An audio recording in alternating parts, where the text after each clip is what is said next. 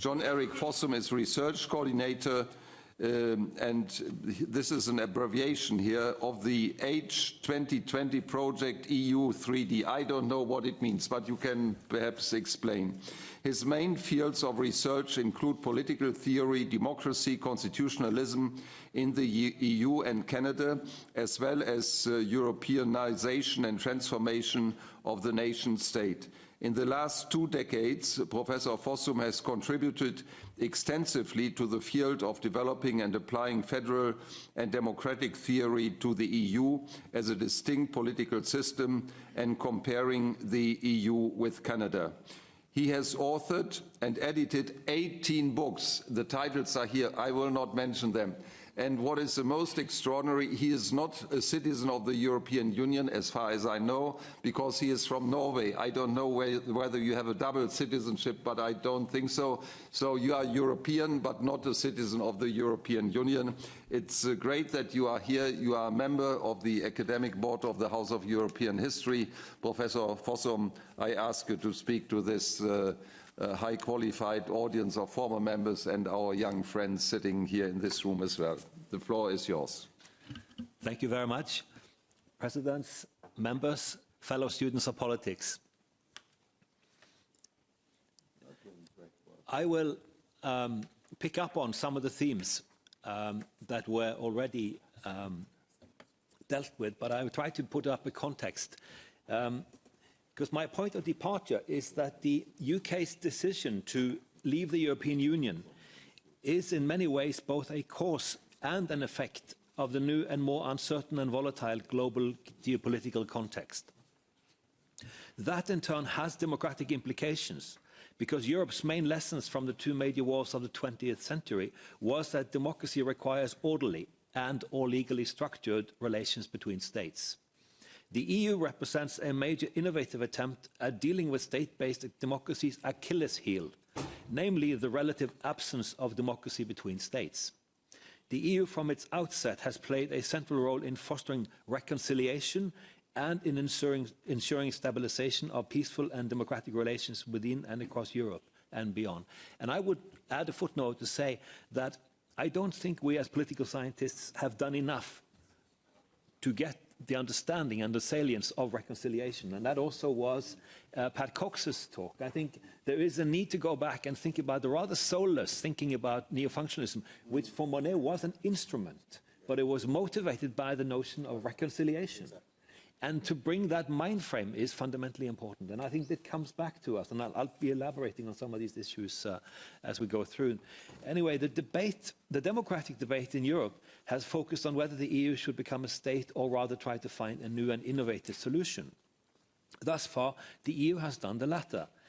It has taken on the role of guarantor and promoter of peaceful and democratic European political order, which I've flagged, through internal democratization coupled with external peace and democracy promotion, not only within Europe, but globally.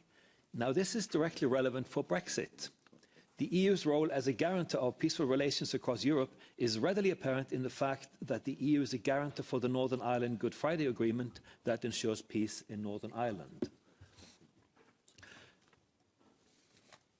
So, the post-war European political order is based on EU member states sharing and pooling sovereignty. This implies that the EU sets the terms of shared rule through EU common institutions. It also implies that the EU has profound bearings on the member states and affiliated states' terms of self-rule.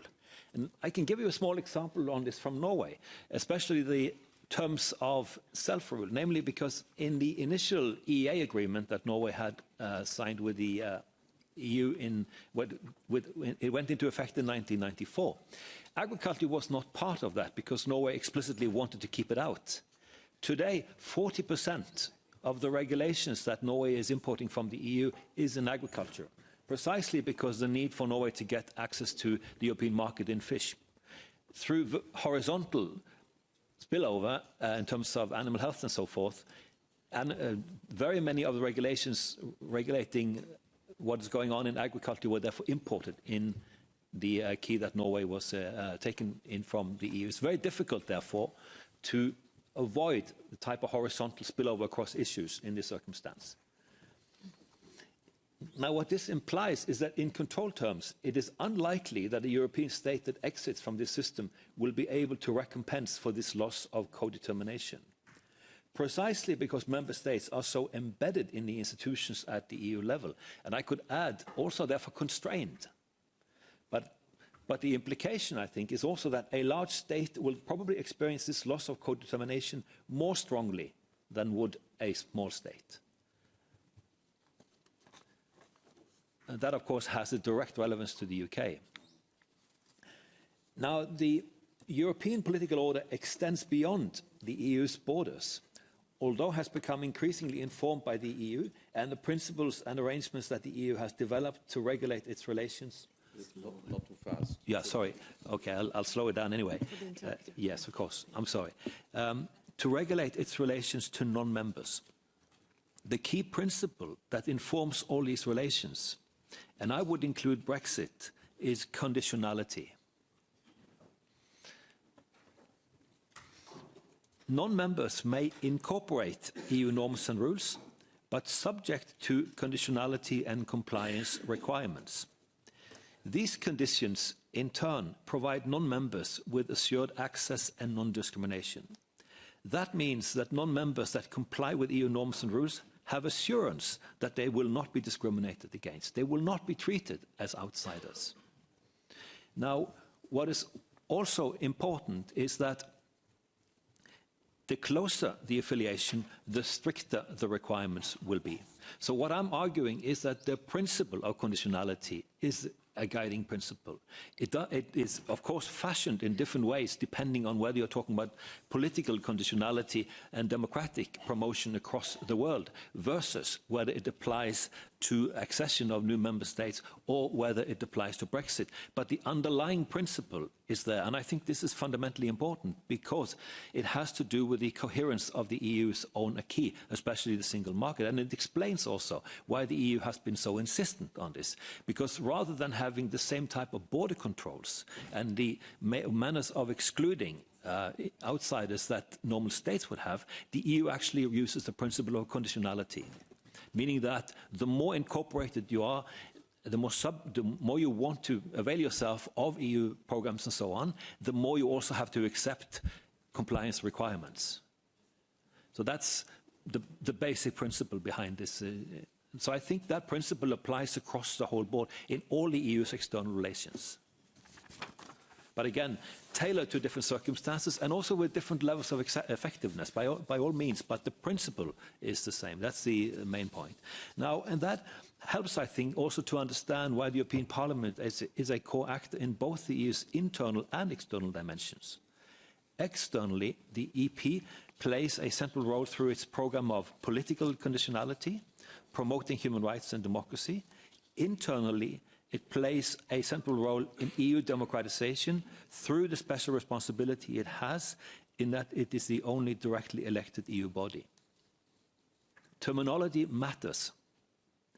There follows a normative obligation in labelling oneself a parliament to fulfill the normative expectations that are associated with parliament as the main institutional, constitutional embodiment of representative democracy. Parliaments are the mainstays of modern democracy. We talk about different ways of thinking about democracy, deliberation and all kinds of other things. If you don't have a permanent body that is the site that people can address, democracy cannot be sustained. There has to be a strong body that is a manifestation of democracy that people can actually identify with. And that, of course, also means that the European Parliament has taken that seriously, and it is expected and expects itself to exhibit a democratic self-understanding, and that in turn must permeate its activities. It includes actively working to establish the requisite EU democratic infrastructure of EU citizenship rights and channels for citizens' participation, proper institutional provisions for holding executives and experts accountable, and requirements to ensure openness and transparency. So these are the basic requirements that the Parliament places on itself to work as a parliament. And of course, this is also the expectations that people have and citizens have to a parliament. And that, of course, has been the leitmotif in the development of the European Parliament. Okay, I'm sorry. I will slow down. This was kind of saying something about the general framework. Now, what I want to do then is to talk about Brexit. And my claim is that Brexit is a reconstitution. Because the EU is a constitutional order. So, certainly for the EU itself, losing a member means that it has to reconstitute itself as a constitutional entity. It is a new, when Brexit has taken place, it is a new entity because it is the EU without the UK. That is a different entity. And that is also shown up in, well, it will show up eventually in its ideational composition, it will show up in its self-understanding, it will show up in its material composition in terms of membership, population, and so forth. That is a reconstitution. The idea of somebody just leaving a trade organization, that's not the point. This is a constitutional entity, and therefore this has constitutional importance.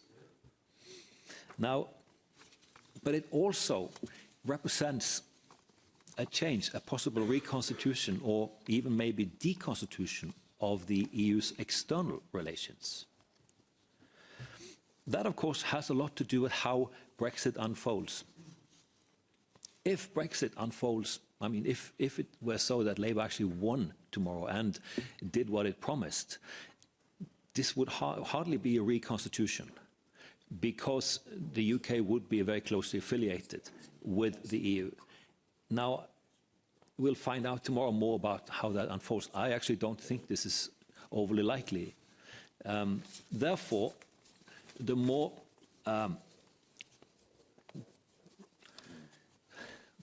well, what should I say, a more dramatic implication is that there will be a more significant change. Precisely what that will be will depend not only on the UK, but also, of course, on the EU itself. But I think if we look at the UK in the negotiations, the demand for a bespoke agreement, the UK's rejection of the Northern Ireland backstop, or the attempt to do so, and any initiative to cherry-pick EU arrangements are all examples of the UK's attempt to undermine the logic of the EU's conditionality principle. That's basically the gist when you want a special arrangement, because you do not want to be subject to the same norms and rules.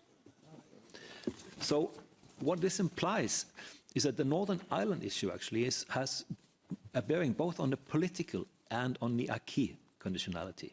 It's both the peaceful, political, high politics dimension and the idea of EU legal coherence, as we have seen with the customs union and single market conditions. So these both elements are at play in the Northern Ireland issue, and that's also why the EU has been so insistent on this case. But of course, a highly disorderly Brexit would bring in brute power politics, and that will have implications also on internal relations in states, in that it will give the executives a much more prominent role and much more leverage from parliaments. So we can expect that an ongoing and very difficult Brexit process could have spillover effects on all those dealing with this, in the sense that this would give the executives a stronger role. So this is sort of the general understanding that the context of conducting politics will therefore be different. In that when we say that the rule and norms-based order will be weakened, yes, it will, but it also has bearing inside of states in terms of the institutional relations between them. And also, of course, it has to do with the EU's own substantive composition, or its, for instance, the ability to pursue a social market economy, insofar as the current UK government would be pushing a policy often labelled as Singapore on the Thames, which will therefore put the downward pressure on the European social economies. That in itself, of course, is a fear in the EU context. So, therefore, there are important challenges in the external dimension of Brexit, and this, I would wager, has also direct implications in bringing up certain challenges for the European Parliament. And what we have seen is, of course, already that it was a challenge for the Parliament in terms of obtaining access to the Brexit process, since, formally speaking, Article 50 only gives the EP a role at the end to sanction the agreement. However, the European Parliament has been much more active and managed to assert itself much more earlier in the process, and has given a much more clear steer to the very Brexit process. And what is important, since this was an unprecedented circumstance, there was always a discussion inside the Parliament as to how to do this.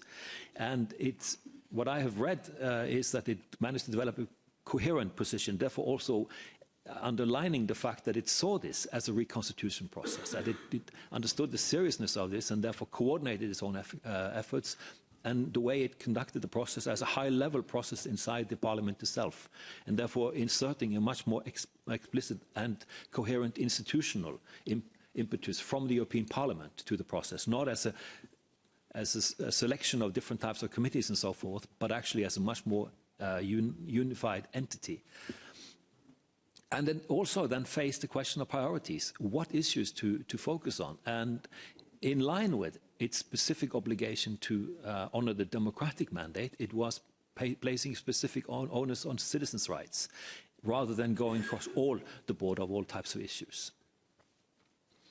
And this, again, was an issue that was touched on as a third one in terms of ensuring EU unity, namely the relations between the other institutions. And it seemed clear that the EU institutions were well coordinated in this type of process, and the European Parliament itself was prioritising having good and close relations with the other institutions at the EU level and member states to fashion a coherent EU position. And I think many people were surprised as to how this has gone, because most of us thought that when the Brexit vote took place, that the UK would have a coherent position and the EU would not.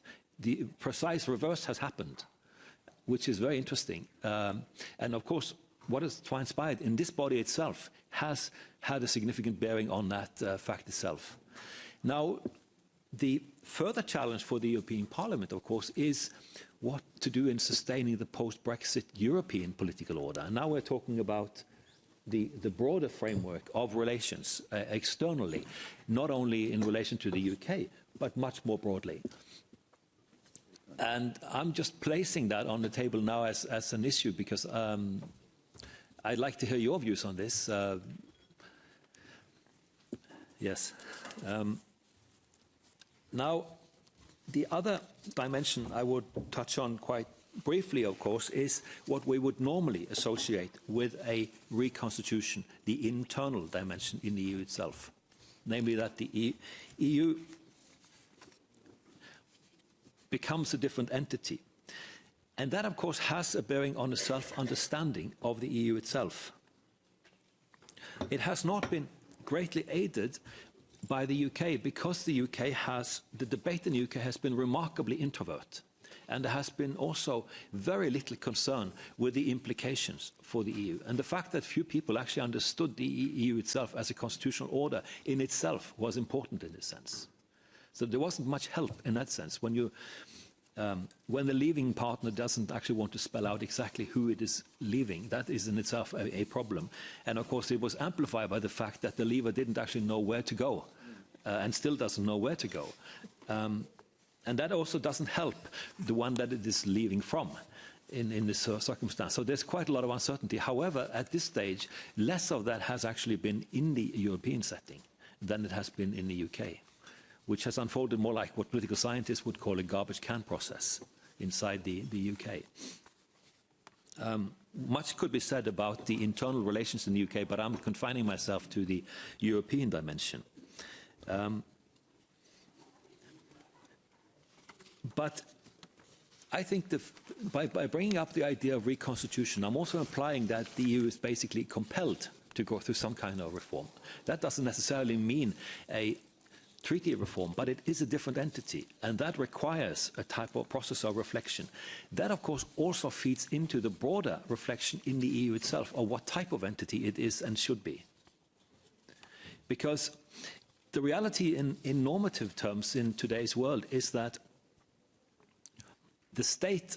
the nation state still has the normative hegemony. People normally associate democracy with the nation state, and therefore, for an experiment like the European Union, it is a double challenge in order to get it's not only to get acceptance, but it is to have a clarity among those what to hold accountable. So there has to be an account. And to develop that account itself is an ongoing process, has been an ongoing process in the EU itself, but it is no less important now. But this is therefore also a moment of opportunity for the EU to develop this type of account. And it seems to me quite clear that this is also a challenge that the European Parliament should seize upon. So my point B in this slide would be to clarify and communicate the EU's telos and rationale to the citizens. That is a fundamental point. But the European Parliament is now not doing that according to a preset script, but it actually has to be part of developing that script itself. So it's therefore a more demanding challenge. That, of course, will be linked to the contribution to EU reform. And of course, also the internal work, but reform, I'm not going to talk about this. The first point actually is, from a representative theory perspective, is very interesting and problematic with the current membership in states that are in limbo, so to speak. So what role should actually representatives have in the first place in this? And then itself is a tricky one from a democratic theory perspective, the first one. But there is a broader canvas for the European Parliament in the sense of contributing to the reform. Now, what I also think should be added is that if Brexit drags on as a long-term process, I think it is an important issue simply to understand how one can relate the EU internal reform process versus the Brexit negotiation process. Sometimes there will be overlap, but it's clear to me that the two processes must be kept separate, and that there would be a strong onus on making sure that they do not, there are not negative spillovers. Also, because I think a comprehensive agreement with the UK in the next stage will be a mixed agreement, therefore involving many more players inside the EU itself, many more direct stakeholders in the process, and therefore potentially a much more unwieldy process inside the EU itself. So therefore, there seem to be an ongoing set of challenges from now as well, even if many of us were very quite amazed of the fact that how coherent the EU has been in this stage of the process. But a lot hinges now on the further unfolding of the process as to whether this will continue. Now, let me just end with this, which is, again, coming back to the point about disorderly change, anarchy, breakdown of order. If you look at this table that I've made, the first to the left, orderly change, no polity change, that would be a soft Brexit, basically, where the UK would basically be abiding or be included in the customs union and the single market. That would be fairly orderly, and because it would, I mean, as long as there is no political backlash in the UK, which also is possible, by the way. But without that, then it is possible that this can be contained and kept to a limited degree. The box next to it, disorderly change and no polity change, is not going to happen. This is impossible. This is an oxymoron. It should be struck out because you cannot contain a process that is disorderly. This is the problem, and therefore one goes into box 4, which is a nightmare scenario, which means that there is a substantial change and nobody controls it, and there's a breakdown. So The reform process of the EU, therefore, would have to be in box 3, that the EU itself would need to make sure that it contains it in that type of framework without the spillover to number 4. But I think that one has to be aware of this, and that this is, of course, also placing an onus and a certain responsibility on the various actors involved, how to deal with this process. And at the same time, also to ensure that this process actually is democratic and transparent. Thank you.